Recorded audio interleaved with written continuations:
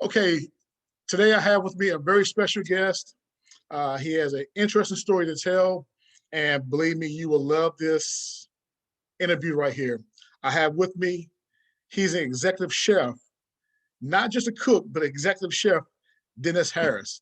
Dennis, how you doing, man? Good, my friend. Good. Good, good, good. Man, it's been a long time since I've seen you. The last time we saw each other, it was at a function at the Clay Center. And before that, we was at the rehab center because I had knee surgery, and we were both sitting on the tables next to each other, and the therapist was working on our legs. And that was, I mean, again, that was back in 2007. Yeah, man. I had a ACL replacement. That was a bad year for me. I had a patella tendon knee surgery there, so we getting old. That's what it is. That's what it is. No more basketball, recreational at all. It's straight professional in the kitchen from now on. There you go. There you go. Hey, let's get into the meat of this here. Again, you are an executive chef. Not to insult anybody out here who works in the kitchen, but give me your definition, the difference between an executive chef and a cook. A cook's role is limited. I mean, they have some responsibility, but at the end of the day, the executive chef makes the menus, cost out the menus, in charge of budgets, in charge of profit margins, things of that nature, in which a cook sometimes just comes in and does what the title says. They cook. Okay. Now, again, as far as the cooking aspect, again, I think it's an art. Um, I've seen some of these shows where they create, I mean, something out of nothing. And I just want to know what led you to do something like this, because again, you've seen me some pictures. I'm going to show pictures, but what led you to this point of becoming an executive chef? Man, probably about maybe 17, 18 years old, I had an opportunity to get an entry level role in the kitchen. And usually that entry level role is somewhere like dish tank or prep cook, things of that nature. So at the age of 18, I started washing dishes at Edgewood Country Club. And it was inspiring because you get to be around these high quality chefs to a point to where people look at you different. They look at you at a different respect level as a chef sometimes walking in the room. So just to see and be around all these great guys that have mentored me throughout my career and just basically like showed me the ropes without the cost of 60 grand or so to go to culinary school, because as a young Black man, I was raised by my grandma. She didn't have 60, 70, $80,000 to send me to culinary school. So I was trained through what is called the hard knocks, in which, like I said, a bunch of men cared enough about me. It wasn't about the color of my skin, where I came from. It was about my passion to want better and basically wanting to be, like those guys. Okay. Dennis, when we look at the restaurant industry, it does tend to have a bad reputation as far as with cooks. Um, when it comes to restaurants, the first line of customer service is the waiter or waitress. And when something is wrong, 9 times out of 10, the customer will take it out on their waiter or waitress. How does that make you feel when that happens? I mean, no one's perfect in this industry. There's going to be mistakes. There's going to be different levels of training and things of that nature when it comes to waiters and waitresses. You might get a waitress that's superb at her game one day or his game one day, and then the next day you may get someone that just decided, hey, I want to get into the restaurant business because that's the opportunity that I have in front of me, and they might not have all the skills or career. So when something like that comes up, me personally, I take it upon myself to go to the customer directly. That way they see that, even though they had an issue, whether it was with the waiter or with the food, whatever the case may be, I care enough about their situation to put myself in the middle of that to kind of be the medium between that table or that person and the server. So whatever mistake was made or how it was made, it's not about pointing the blame to this person, pointing the blame to that person. It's about getting that customer to understand that you're in a restaurant where the chef cares about your opinion and he wants to hear your opinion and make things right. Okay, before I go any further, let's see. What school did you go to? You got to represent. What school did you go to? Oh, I went to CAP, but I ended up at on the Hill GW, so it GW. was Okay, kind of okay. a double. Yeah. Well, okay. Well, I mean, now do you still support no GW, or who do you root for now, GW or Cap? I, well, I have a nephew that went to CAP, so that makes it obsolete. No matter where I come from, I'm going to support family first. So Okay. if that means anything to you, it's not about And where I come from, where I support. It's about where that family is. Just like you got kids that go to South Charleston. If I had a nephew, Zaki Lawton, or cousin, excuse me, that goes to South Charleston. So anytime South Charleston played, that's who I supported, regardless of what school I went to, just because that support, it's not going to be noted of where you came from and why you supported. It's about the support given. Dennis, we talked earlier before, well, the other night. You told me that there is um, there is a dark side or negative side when it comes to the upbringing of your career, from dishwasher to executive chef. Do you want to share that with me? I'm willing to share whatever is going to make the community understand where I've come from, how I got to where I be, or where I am, and so forth. So, I mean, I'm open and willing to discuss any aspect of my career and what I do. Who knows? This video may change some young man's life, and that's my goal. Tell me your place of employment. And again, I'm not going to speak bad or try to ask questions for you to speak bad of them. Tell me some of the issues that you have faced in your time there that just wasn't, um, it just it just didn't feel right to you.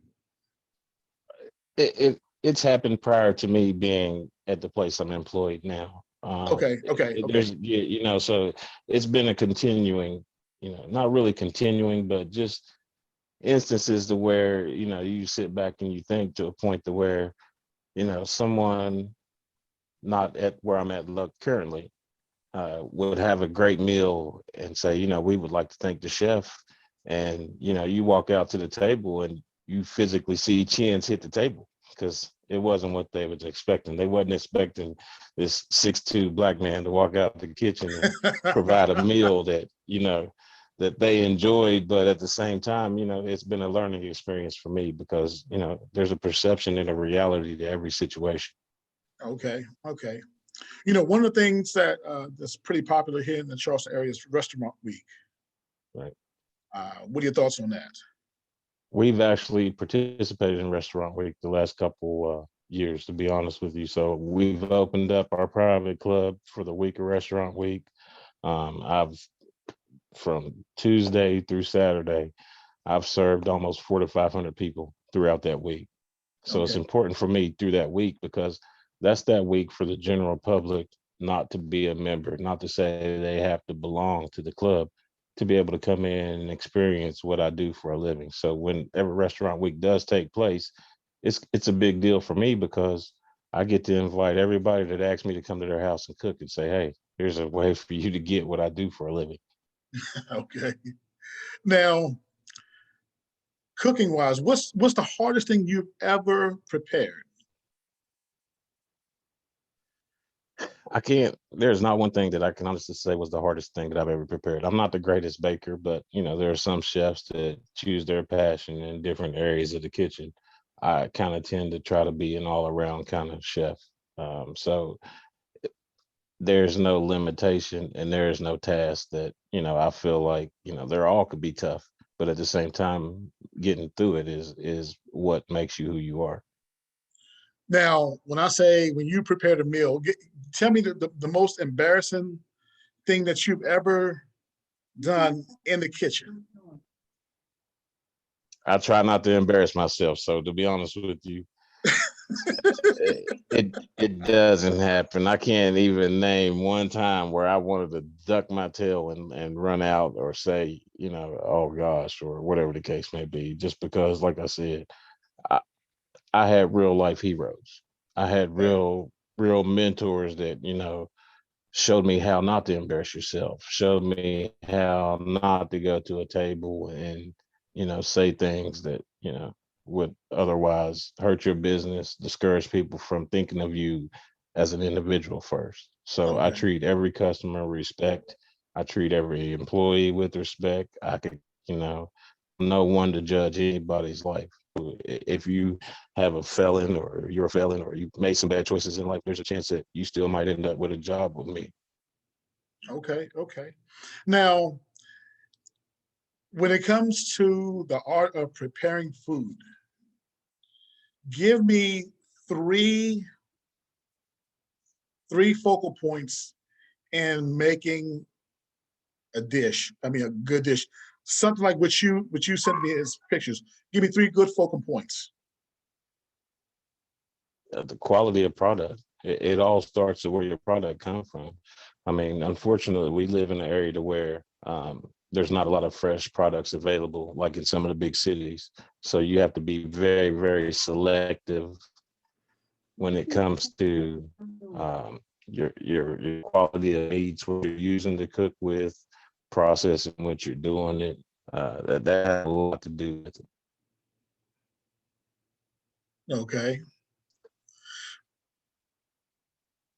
Are you still saying something? Now, I No, think. you're fine.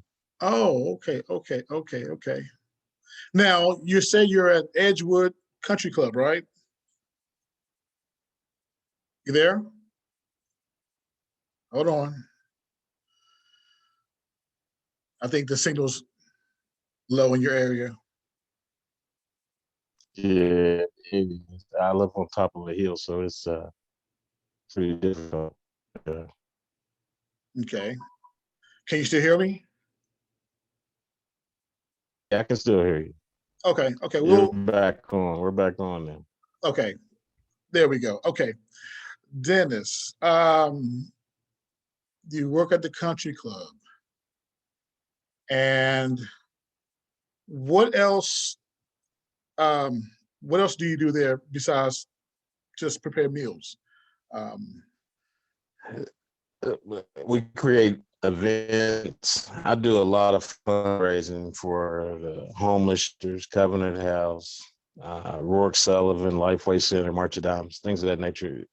Anything I can do to get back in the community and make a difference. Sometimes just me showing up to be a part of these events, help generate funds for these causes, which are okay. important. Now, when it comes to say that these cooking shows, what do you I mean? What are your thoughts on the cooking shows? I mean, do you feel like it's a little bit overrated, little exaggerating too much, or do you feel that it's right on point? Because some of these shows I'm watching, it's like, okay, this is a bit far fetched. But again, looking at what you create, and again, it's a work of art. And again, I might be able to do, say, a couple packs of ramen noodles, something like that. Throw a little piece of meat on top of it. So I Right. mean, I mean, how do you sculpture or cook in term? How do you do it? I don't watch the cooking shows a lot. Um, I'm more of a hands-on. I've always been more of a hands-on, and I feel like my time at home when I'm at home is my time at home. So I tend to not you know there and watch cooking shows all evening as if someone not working in the kitchen probably may. Some of the shows some of the things that go on, I don't quite agree with. Some of them are not real life situations. Like, I'm not a screamer in the kitchen. I'm not a yeller in the kitchen. I show some emotion, but not as much emotion as the show, should I say. Because those shows are exactly what they're defined as, shows. They're generated to keep your attention and make you watch. So you see, things that you think you would normally see in the kitchen. You wouldn't see those things in my kitchen. I'm not throwing pots. I'm not yelling at cooks. I'm not running around. You still there? Dennis, you still there? We're back. All right, there we go. There we go. Okay. Now, I'm just very calm. I'm very level-minded. If you see me freak out or start to act like or look like I'm about to freak out off run, it's just not my nature. Uh, People tend to follow people with the calm about them for resolve. And I'm that calm. I'm that one that steps in when things get hairy to say, hey, this is what we're going to do to fix the problem. okay. Here's a little test right here. You have a box of spaghetti noodles. You have a can of diced tomatoes. Meat wise, we'll say veal. Now, what would you add to it to make it? I mean, just one hell of a meal. Those are three things that I'm giving you. Now, what else would you add to it to make a meal, and what would you call it? That's easy. Veal parmesan over your spaghetti noodles. You make a spaghetti sauce or try to make a sauce that's going to complement that veal with the diced tomatoes. We're going to probably either saute the veal or either encrust it in some breadcrumbs, add some cheese on top, and it's an amazing dish. That's on the fly. Now you're talking about giving me an hour, then it gets a little more intense. Okay. That's what I'm picking your brain right now. I'm going to pick your brain. Now, let's see what else. Let's see, a starch. We'll say mashed potatoes. And I'm going to say something seafood related. So we'll say, I'm not going to say sea bass because you posted something on social media the other day. No. So you can't use sea bass. No, you can't use that. I'm going to say salmon. Okay. Mashed potatoes, salmon, and I'll say for the vegetables, I'll say asparagus. What would you add to it? We're gonna grill the asparagus. We're gonna grill the asparagus. Take the mashed potatoes, add some garlic, maybe a little bit of kale or something to the mashed potatoes, if I can have that. I mean, you did say vegetables. You wasn't besides asparagus. And basically, we're gonna pan sear the salmon, maybe some herbs, salt, and pepper. Keep it natural. There's a thing about keeping food and it's natural, not masking the flavors of the salmon. Salmon can be kind of strong on occasion, but at the same time, if you're a salmon lover, you want to taste the salmon. You don't want it masked with a whole lot of blackening seasoning or a whole lot of, things that you're not going to truly taste what you're working with. So my mashed potatoes would include maybe some kale, a little bit of garlic. We're going to grill the asparagus. We're going to pan sear that salmon, maybe with a little bit of dill, salt, pepper. Now, when it comes to you preparing meals, do you pick what type of drink to go with it? I have in the past, but I'll be honest with you, I'm not a big wine drinker. Never have been. I mean, I'm more one of those. Give me a beer and a plate of chicken wings and some of that nature, and I'm at peace. I'm very, very simple. I mean, just because of, when you do what I do every day, you realize to appreciate the simple things in life. Oh, As a simple beer and order of wings with your favorite sauce or whatever the case may be. so you don't ever get tired of cooking? Never get tired of cooking. I mean, you seen my picture the other day, and that was Yes. just one. I don't really put a whole lot of pictures on social media, just because. I mean, I'm not saying I'm private, but at the same time, I'm not one of those people that throws what they do and their dishes up on social media to get praise. I'm very humble. I'm very privileged. I'm enjoying the opportunity that I've been given in front of me. So that's kind of my respect for what I do for a living. Okay. Okay. So the the people who mentored you, who tutored you into becoming the chef who you are now, what was it like learning from them? I mean, did they have patience with you? How? I mean, was there ever a time that they were upset? They was like, okay, I wish you would get it together so we can move forward. Was there ever a moment like that? Nothing like that. I was more or less a sponge, and they were probably like, I wish this guy would get off my coattail and, go peel potatoes or something at times. But they would never, ever once treated me like that. So, Chef Jeremy Steele, Chef Bill Sahovich, Chef Dan Ferguson. I mean, between the three of them, I'm gonna take a little bit from each one and do what I can with it.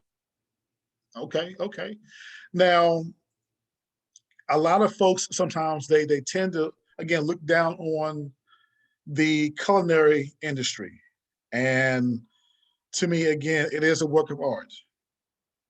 Um, is there a negative image of the culinary industry? Be in some places. And the reason being some places, we live in a small community, a community in which it takes maybe 15, 20 minutes to get from one side of town to the other. So in the community, you don't want to be known as a chef that's had 20 jobs or so as a chef in that community, because at the end of the day, they're going to look at you like, man, you know, what's wrong? Why can't this guy hold down a job? I mean, what's the issue or what's the problem to why he can't, stay gainfully employed at all these places that he's gone to? And they're going to come up with an option of saying that something is wrong with that individual. And that's something that I pride myself on. I mean, before I came back to And you cut out on me again. All right, you coming back? You coming back? Come on. years, and I mean, the chef before me at Edgewood was there for 20. And I'm back for about 10 now. So if I can get 10 more in, it's all about longevity. Okay, okay. Just got a few more questions I ask you, and let you enjoy the rest of your evening. Okay. Now, Uh, if you had the ability to go one on one in a cooking competition with a well known chef, who would it be? Anybody. That's easy. I mean, Anybody? I Okay. wouldn't back down, anybody. I mean, just, there's I guess, a camaraderie between chefs too, to a point to where, yeah, it would be a competition, but at the same time, a competition of individuals that hopefully share the same passion for what they're doing. Okay. Um, one last question. One last question. Do you have a Mount Rushmore of cooks? There's probably, let me count, 1, 2, 3, 4, maybe 6.